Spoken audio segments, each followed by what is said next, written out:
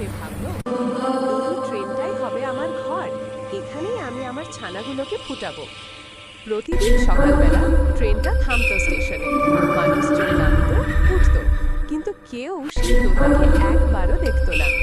তোতা চুপচাপ তাকিয়ে থাকতো সবার দিকে, চোখে ছিল এক রাশ আশা। হয়তো কেউ একদিন বলবে, কি সুন্দর তোতা, কত সাহসী সে। কিন্তু কেউ কিছু বলল না। সবাই ব্যস্ত ছিল নিজের কোণে, নিজের দুনিয়ায়। দুপুর গড়িয়ে সন্ধ্যে নামল, স্টেশনের আলো জ্বলল, বাতাসে হালকা ঠান্ডা। তোতা তার ডিমগুলোকে পাখার ভিতর জড়িয়ে ধরল, তার চোখে জমে উঠল জল।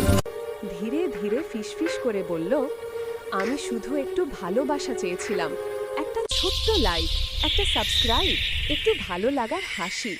তারপর এক ফোঁটা অশ্রু গড়িয়ে পড়ল ডিমের ওপর। ট্রেনের হুইসেল বাজল, আর স্টেশনের নীরবতার ভেতর